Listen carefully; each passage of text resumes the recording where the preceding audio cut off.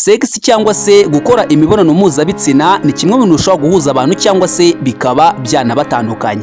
Uyu munsi rero muri kiganiro ndashaka yuko tubigarukaho cyangwa se ndashaka yuko tubiganiraho. Abahungu ndetse n'abakobwa mukunda ibiganiro byanjye, nyamuneka mube hafi rwose muze kunsigira ibitekerezo byanyu. Ese kuryamana n'umuntu mutarabana cyangwa se wa muntu mutari mwateganya no kubana ni byiza? Ese byakubaka urukundo cyangwa byarusenya? Hari umuvandimwe rero bita Rosine yaranyandikiye kuri WhatsApp arambwira ati rwose nyamuneka uzamfashe ungire inama. Ese gukora sex cyangwa se kuryamana n'umusore mutarabana ni byiza?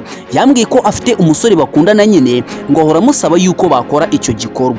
Nanjye naramubwiye ati buriya kuryamana n'umusore mutarabana bishobora kubaka urukundo cyangwa se bikaba byanarusenya. Nyamuneka niba nawe uri kumva kino kiganiro aka kanya uze gusiga igitekerezo cyawe. Namubwiye yuko nyine azaza agasoma comment cyangwa se azasoma ibitekerezo by'abantu wenda byamufasha. Ese gukora sex cyangwa se kuryama n'umusore mutarabana byakubaka urukundo cyangwa byarusenya? Uze kunsubiza uca hasi muri comment, ubundi Rosine nawe ndabizi neza yuko ari hafi. Wenda nyine ngewe buriya ikintu nabwira uyu mukobwa cyangwa se uyu mwana w'umukobwa acyumve neza. Buriya hari ibintu bigera kuri 4 abantu benshi bitiranya mu rukundo nyamara bitari ingenzi cyane.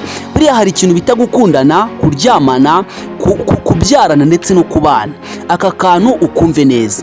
Ikintu bita gukundana, kuryamana, kubyarana ndetse no kubana, ibyo ni ibintu 4 abantu benshi bajya bitiranya. Iyo gukundana no kuryamana no kubyarana ni ibintu bitandukanye kure cyane. Buriya hari igihe wowe wenda urugero, hari igihe uzabukundana n'umusore utangire kwimagina ko nimuramuka muryamanye byanga byakunda muzabana. Ntabwo ariko bimeze. Ikindi cya kabiri, hari igihe uzatekereza ko nuramuka ubyaranye n'umusore wenda ariyo nego yawe uzabugezeho kugira ngo mubane. Kuba mwabyarana ntibivuze yuko mwabana. Icyo kintu ucyumve neza. Nuramuka ukoze mistake cyangwa se amakosa ugakora sex n'umusore cyangwa se umuntu mukundana utekereza yuko impamvu bikoze ari kugira ngo muzabane, uzagira depression kubera ko hari igihe uzashiduka nyine intego zawe z'ibyo watekerezaga zitagezweho. Ari nayo mpamvu mw'iyi minsi nyine abantu benshi basigaye babyarira iwabo ugasanga babuze abagabo. Kubera iki?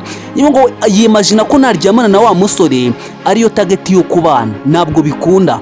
Hari igihe uryamana n'umuntu aricyo gikorwa yagushakagaho ariko adateganya kuzakugira umugore. Nyine niba uzi neza ko wenda uyu munsi wari umukobwa cyangwa se wenda uri umusore ukaba wajya gutekereza ko gukora sex n'umuntu mukundana ari byo bintu bishobora kuba byatuma mubana, aho ngaho waba uri kwishuka cyane ndetse kandi waba uri kubeshya ubwonko bwawe. Abantu benshi dukwiye kumenya ubwenge, dukwiye gucana ku maso. Buriya igihe cyose ukundana n'umuntu ntabwo bivuze ko muzabana. Rero nta nubwo mwemere gukora ibintu runaka wenda bitari ngombwa kubera yuko mukundana. Hari ibintu muba mutagomba gukora.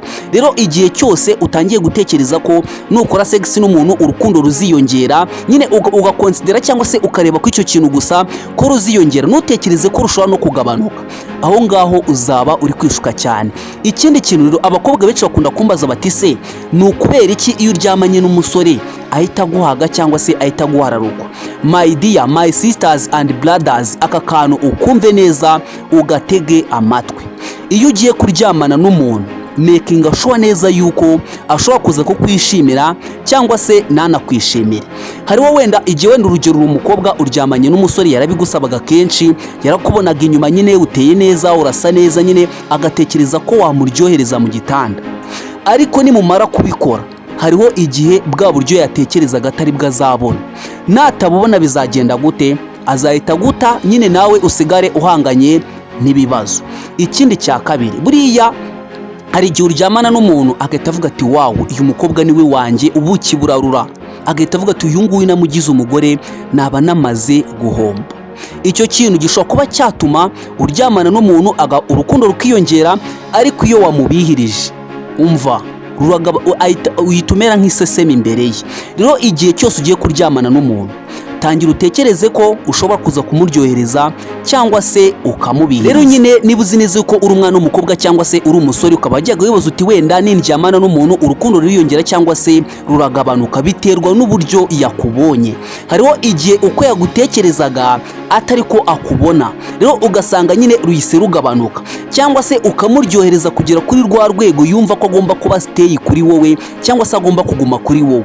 Rero ugomba ibyo bintu bigomba kubitekereza igihe cyose cyose ugiye kuryamana n'umuntu, ni iki wakora se wenda kugira ngo wirinde ibyo byose? Ni ikivuga ngo rero ugomba kugira intego nk'uko nabikubwiye, ukavuga ati ngiye ntabwo ngomba kuryamana n'umuntu wenda tutarabana, kubera yuko buriya iyo umuntu mwamaze gukora mariage cyangwa se mwamaze kubana, wamuryohereza utamuryohereza aremera akavuga ati kama mbaya n'ubundi naguhisemo, akihangana, ahubwo wenda mukaba mwakicara mugashaka igisubizo cya bya bibazo mwari mufite. Rero ugomba kumenya ko igihe cyose uryamanye n'umuntu urukundo rushobora kwiyongera cyangwa se rukagabanuka. Ndahamya nashidikanya niba ibyo bintu wajyaga ubyibaza, aka kanya uri gukomeza kugenda ubona ibisubizo byabyo. Icyo ngusaba rero nyamuneka mbere yuko dukomeza wibuke gukanda like kuri ino video, ikindi kibazo cyose wumva wifuza yuko nazagufashaho cyo wenda nka bagenzi banjye bakagusubiza muri comment, uze kunyandikira hasi muri comment umbwira uti Iva nanjye wenda muzangira inama kuri iki kintu, kubera yuko abantu benshi bagira ibibazo bakabyiherana, nyamara buriya YouTube channel, social media zagufasha kugira ibiki gukira ibikomere nyamara mu buryo utazi. Hari abantu benshi baba bashobora kuguhumuriza, hari abantu benshi bashobora kukuba hafi nyamara mutaziranye, cyangwa se bashobora kugusapotinga bakakugira inama ukabaho wumva wishimye rwose cyane kurenza uko wenda waba ufite n'abantu mubana. Reka dukomeze rero n'ikiganiro cyacu. None se wowe iyo uwitegereje neza uba ubona ari ikihe kintu gishobora kuba cyatuma, cyangwa se ubona ari izihe mpamvu zishobora kuba zatera wenda kuba urubyiruko mw'ino minsi rusa nkaho rufite ubushyuhe cyangwa se rusigaye nyine rwarashishikajwe no gukora imibonano mpuzabitsina kurenza ababyeyi babo? Kubera ko hari umukobwa ushobora gusanga amaze kuryamana n'abagabo baruta abo mama we azi. Nawe wibaza icyo kintu, umwana w'umukobwa ugasanga amaje kuryamana n'abagabo 15 ku myaka ye 18. Wibaza icyo kintu, ku myaka 18 abagabo 15 cyangwa se abasore 15, icyo kintu uruhu uracyumva? Ese wowe ubona ari ikihe kintu kibitera? Hari umukobwa twaganiriye arambwira ati Iva njyewe nakubeshye njya ngira amatsiko nkavuga se ibintu abakobwa benshi baba bashegeye, ibintu abantu bose busanga bavuga ngo biraryoha, bimeze gute? Ibyo bintu bimeze gute? Nyine icyambere gishobora kuba cyatuma utangira nyine kugira amatsiko ari mu bintu ushobora kuba byatuma utangira kugira imitekerereze yo gukenera imibonano mpuzabitsina nyamara wenda igihe kitaragera. Kugira amatsiko iyo ngo wowe uricaye uri wenyine nta n'umuntu muri kumwe, ugatangira kwibaza uti ese ibiriya bintu bimera gute? Ese bikorwa gute? Bundi ko numva abantu bavuga ngo biraryoha iki? Bundi baravuga muri Bibiliya ngo igihe cyose wamaze gutekereza ikintu cyerekeranye n'imibonano mpuzabitsina just bamaze gukora icyaha. Ubwo bivuze ngo rero igihe cyose watangiye kugira amatsiko direct, buriya iyo ufite umusore mukundana umukunda neza aguterese neza yitonze, biba bishoboka yuko mwahita muryamana, kuko wamaze kugira amatsiko muri wowe byakugora kugira ngo ufate decision yo kuvuga ngo ndabiretse. Kandi ufite ya matsiko ndahamya nashidikanya iyo mpamvu wamaze kuyumva. Impamvu ishobora kuba yatuma utangira gutekereza ibintu byo kuryamana n'umuntu cyane ni ukugira amatsiko. Icya kabiri ni ikigare cyangwa se peer pressure. Kugendera mu kigare ufite inshuti zawe zirirwa ziganira wenda gukora segisi, nakoranye n'uno musore segisi yarandyohereza arambihiriza, ibyo bigare uri kugenda uganira nabyo. Cyangwa se abantu bundi baca umugani mu Kinyarwanda ngo mbwira inshuti yawe nkubwire icyo uri cyo. Igihe cyose watangiye kugenda n'abantu nyine bagira iyo mitekerereze just uba ugiye kwangira. Impamvu ya gatatu rero ishobora kuba yatuma cyane nyine urubyiruko rw'ino minsi rusigaye nyine rushyira imbere segisi cyane kurenza ibindi bintu byose bibaho, iyi nayo uyumve neza, ikintu bita kutanyurwa. Aka kantu kumve, niba uzi neza ko umwana w'umukobwa uri umusore ukaba utanyurwa, my dear urapfuye urarangiye, kubera ko just ufite wenda umusore mukundana mwakoze segisi cyangwa se mwararyamanye, ariko utangiye gutekereza ngo ese ko wenda Iva ameze gutya, numvisha ameze gutya, ubu kanaka yuko mbona ari bogari buriya we yaba ameze gute? Urumva icyo kintu nikivuga ngo kutanyurwa biri mu bishobora kuba byatuma just uryamana n'abagabo benshi mu bintu utari waranapanze, ugasanga umaze kuryama n'abagabo 10 nawe mu bintu utari warigeze utekereza, ugatangira nawe ukajya uvuga tubanze barandoze. Kubera iki? Ntabwo wanyuzwe, watangiye kujya ugira amatsiko ngo kanaka ngo mbona ari bogari, ngo bara nawe tubikoze byagenda gute? Just uba amaze gupfa mu mutwe. Icyo kutanyurwa rero bintu bishobora kuba byatuma nyine segisi uyishyira imbere cyane kurenza uko wabitekerezaga. Ikindi kintu buriya abakobwa mugomba kumenya, buriya abakobwa si nk'abahungu. Buriya abagabo benshi bo bagira irari ariko kuri kontorora bikanabananira, ariko abakobwa nkubwiza ukuri, umukobwa wamaze kugira irari umukobwa wamaze kugira irari we buriya biba byarangiye, ushaka wakuraho. Buriya umugabo wagize irari nta kibazo, ariko umukobwa wagize irari rikamurenga, ushaka wakuraho. Uri umubyeyi wenyine, kereka yese ashaka umugabo, ariko igihe adahise ashaka umugabo biba ari ikibazo gikomeye. Umusozo w'ikiganiro cyacu rero ndashaka yuko tuganira nanone kuri kano gatopiki gato cyane, aho tugiye gusoza nyine kino kiganiro. Icyo ngusaba nyine uze gukanda like kuri ino video niba kino kiganiro cyagufashije. Ikindi kandi nyine niba uri umushyitsi ushobora gukanda subscribe, rwose nta kintu bigutwaye wankandira subscribe. Ikindi uze guca hasi muri comment, uze kumfashiriza Rosine ari buze kuba yasoma comment zanyu. Topic ya nyuma rero tugiye gusorezaho iragira iti: ese wowe ububona ari yihe mpamvu, nyine ububona ari yihe mpamvu inda ziri gukomeza kwiyongera mu bana bakiri batoya mu Rwanda cyangwa se no mu bindi bihugu, kuko ndabizi ko n'abarundi benshi bankurikirana. We ubona ari yihe mpamvu cyangwa se ububona ari yihe mpamvu inda ziri gukomeza kugenda ziyongera? Njyewe uko mbyumva cyangwa se uko mbitekereza, impamvu mbona ishobora kuba ituma nyine abantu benshi inda ziri kwiyongera, abantu benshi bari gushaka kuba abasirimu mu bintu bidafite umumaro, bari gushaka kuba abasirimu mu bintu bidafite. Ushobora kuba wakibaza uti se ni gute umuntu ashaka kuba umusirimu mu bintu bidafite umumaro? Ndaguha nk'urugero rwa hafi.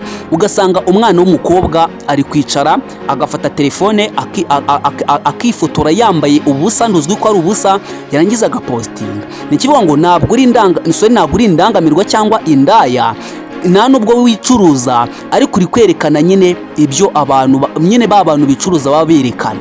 Bivuze ngo ukuri kubyerekana kenshi hari abantu bazatekereza ko uri igicuruzwa, nyine baze kukugana batekereza ko ushobora kuba wicuruza.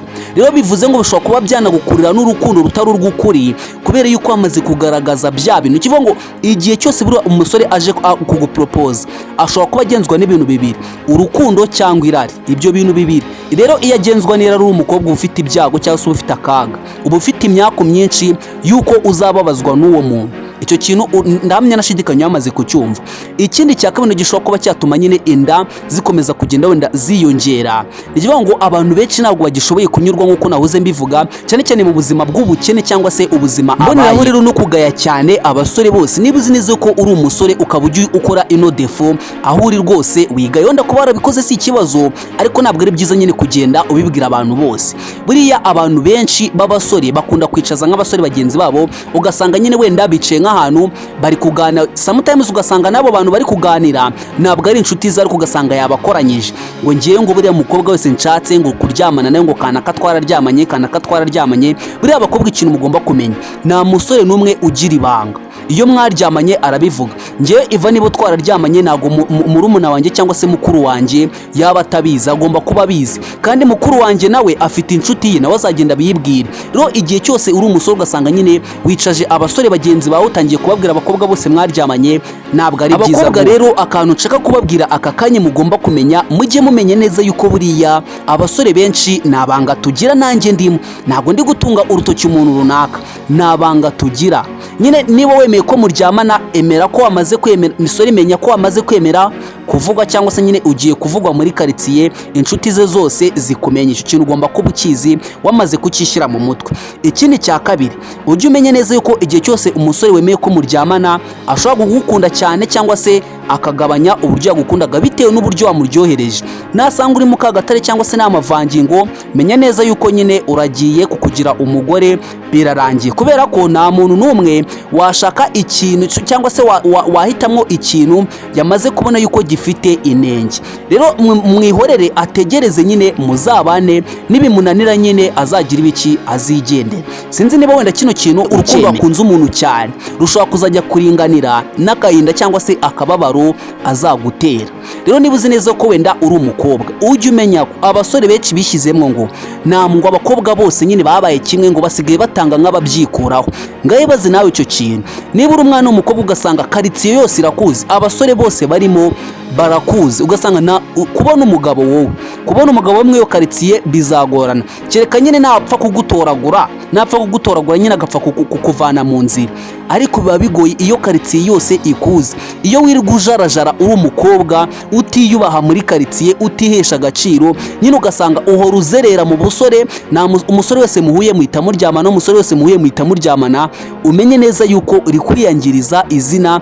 Ikindi cya kabiri, uri gusebya umuryango wawe n'abavandimwe bawe. Buriya abasore benshi iyo mwaryamanye arabivuga ngo yabaze niba twararyamanye nkabibwira mugenzi wanjye, nawe ugasanga mwararyamanye, n'undi ugasanga mwararyamanye, ni ikibazo uhita uba iciro ry'imigani, uhita uba nk'agataro cyangwa tuwarete. Hari tuwarete zo mu cyaro z'ubuntu abantu bose bazijyamo uko bishakiye, nyine uba umeze nka wese aho ngaho. Rero niba uzi neza ko umwana w'umukobwa, gerageza nyamuneka witwararike, nyine ugire imico myiza, witware neza, umenye neza yuko umuntu ari umuntu, ashobora kukuvamo cyangwa se akakugirira ibanga. Segisi rero cyangwa se kuryamana ni igikorwa cyagenewe abantu babana cyangwa se bamaze gusezerana mu mategeko, aho umwe yavuze uti rwose nyamuneka mugore wanjye cyangwa se mugabo wanjye, ibyo tuzacamo byose nzabyihanganira, twabyara tutabyara, uko bizagenda kose mu rugo rwose nzabyihanganira. Rero igihe utagiranye iryo sezerano n'umuntu, ntuzigere rimwe utekereza ko nimuryamana azagumana nawe,